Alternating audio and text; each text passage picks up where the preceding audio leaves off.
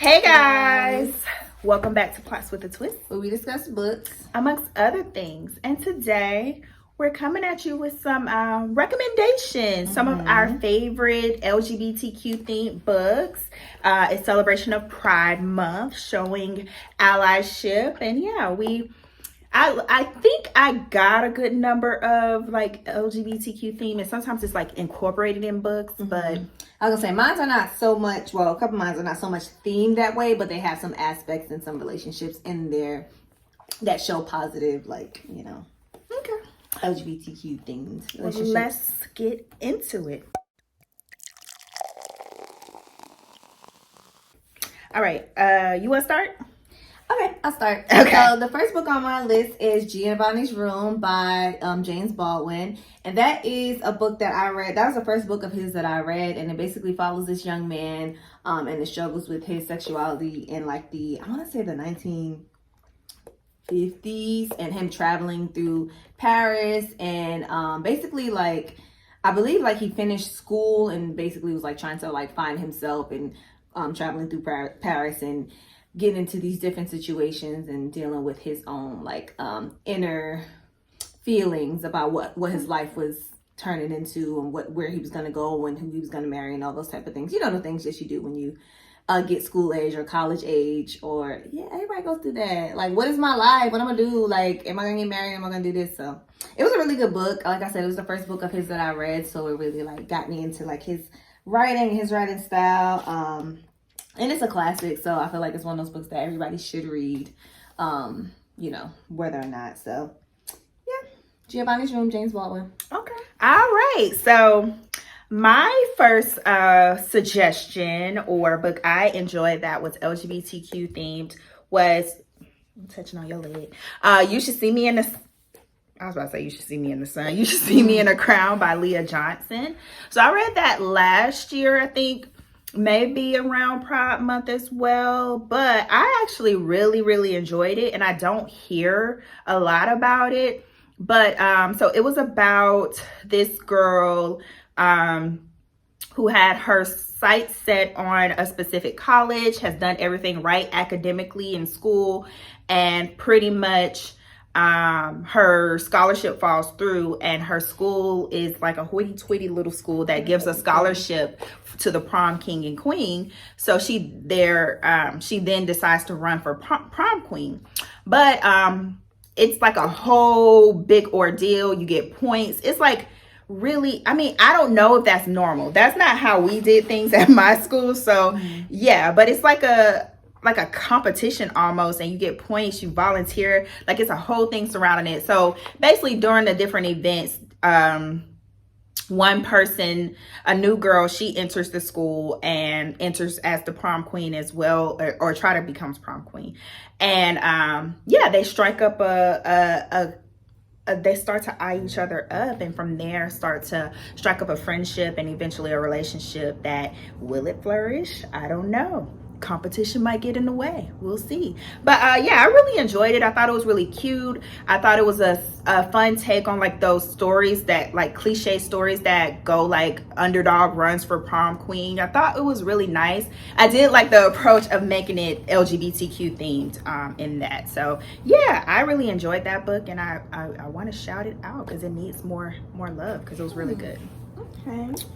Okay, so next book that I read that was in that vein is All Boys Aren't Blue by George M. Johnson. And that's one that did we review it, or we just, I know we've mentioned it here. Yeah, we didn't review it, but yeah. And that's one that me and Kristen both really enjoyed. And basically it's a memoir of the author's life, George M. Johnson.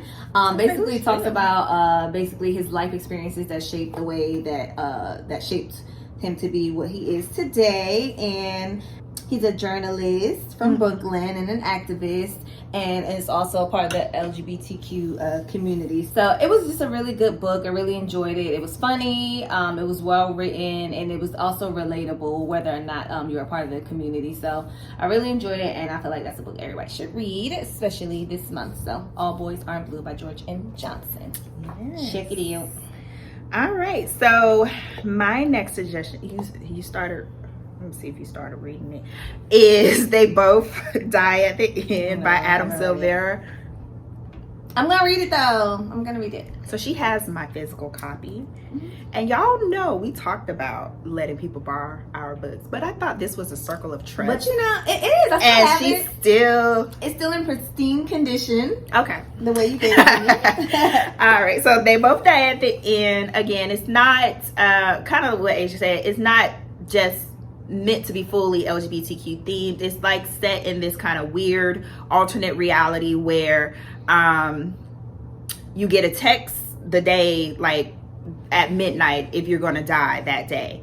And so basically these two boys, they get a text on the same day. They've never met each other, but they also have this app that's called Last Friend, and both of them log in and try to connect with other people. So their intentions were true, so they kind of, you know, went through the riffraff of everybody else and came together. And I know one is Mateo. I'm trying to think of the other one's name. If you had read it, you could tell me. But so basically they come together. They're complete opposites, but they spend a day together, getting to know each other, kind of doing things out of the box for each of them. And in that blooms like this beautiful love that unfortunately may or may not last because of the nature of the book. I don't want to spoil it, but yeah. So they both died at the end. I thought that was a really good one. It was really touching. It gives you the feels, and it's just you ignore like everything else. You just focus in on this budding like friendship and relationship. So okay, so the next book that I have on the list is The Immortalist by Chloe Benjamin. And this is not something I would label as an LGBTQI themed book. But it basically follows four siblings in the late like 1960s. And basically one of the children, they go visit this woman who is like a fortune teller type person. And she basically tells them like when they're going to die, like when they're going to expire. And it was a really good book. I felt like Kristen didn't like it that much, but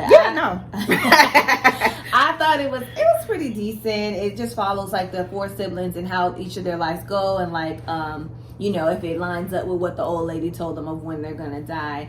And one of the characters one of the siblings in the book happens to be a gay male, and yeah, so and like his experience kind of goes through, like I said, it goes from like when they're children up until they're adults. So in that, it kind of like shows his like struggle with his sexuality and what he's going through with his siblings. So I thought I would add that in there because I thought it was a really good book just overall. I thought it was cute. It was a little it dragged a little bit, but it got to the point eventually. So that's The Immortalist by Chloe Benjamin.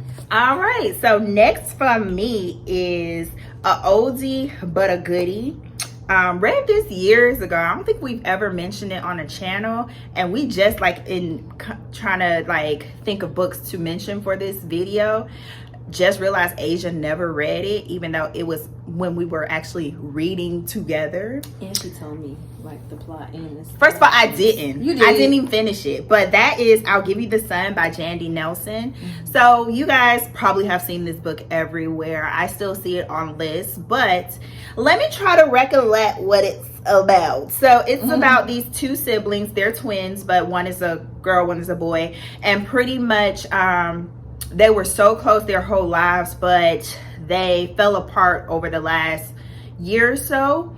And pretty much it goes a little bit back and forth into what transpired to cause this rift between them.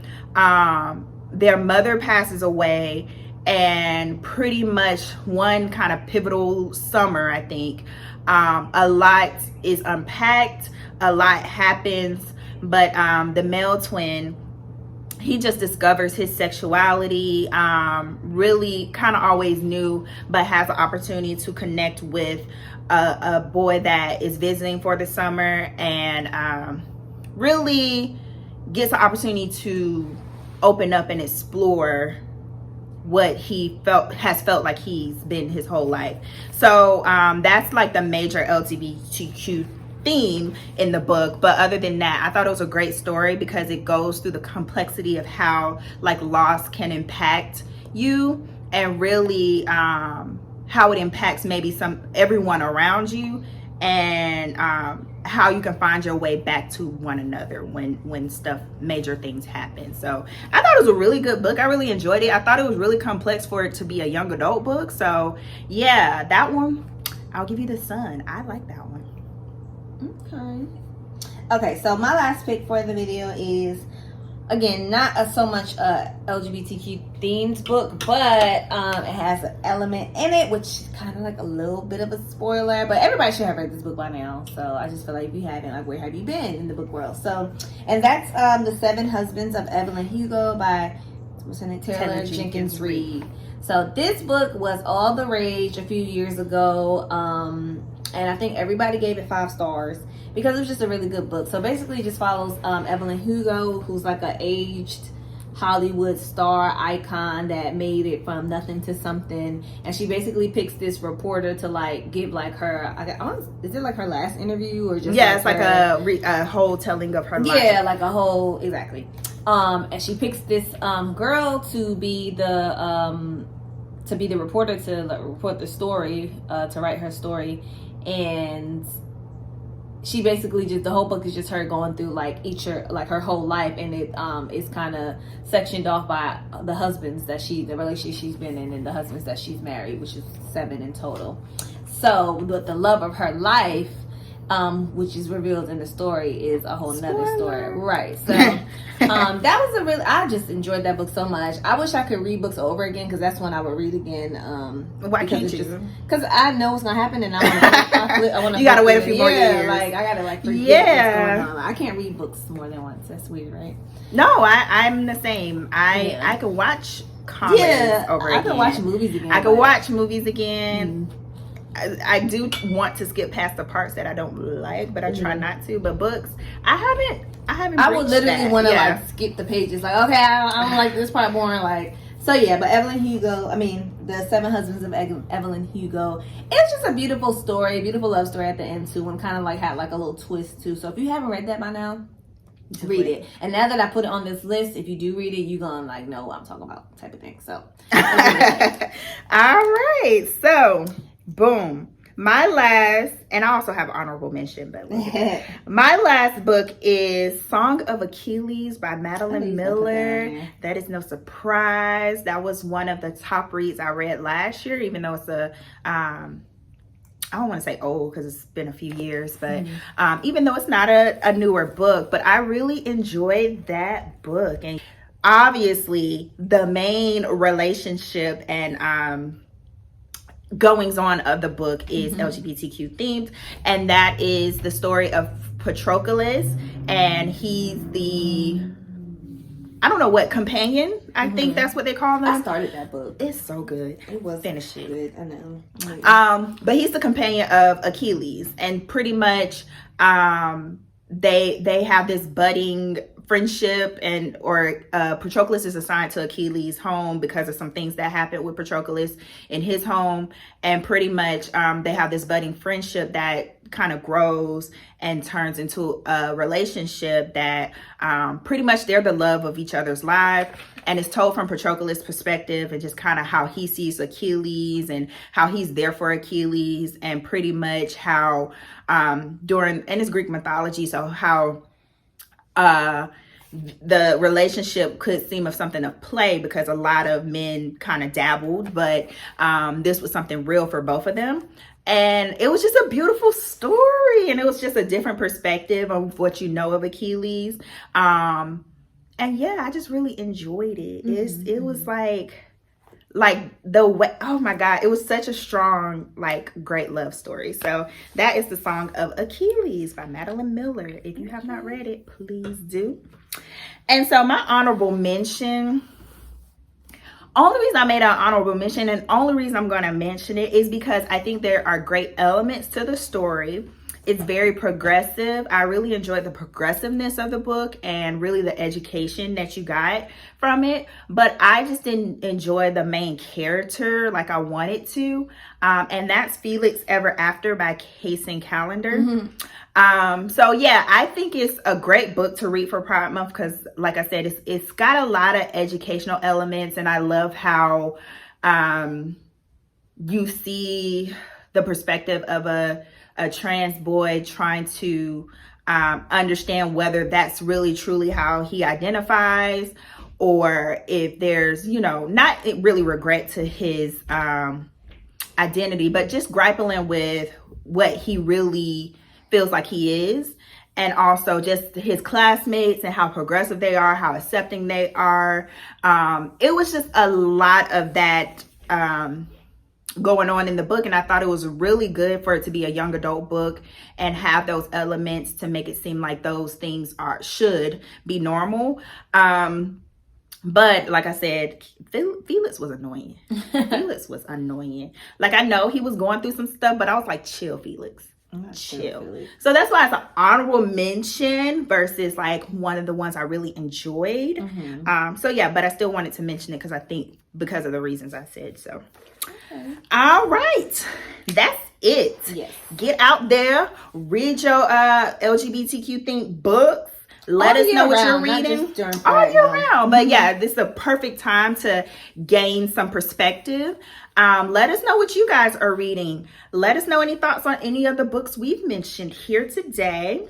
Like this video, subscribe, ring that bell, and we'll see you next time. Bye.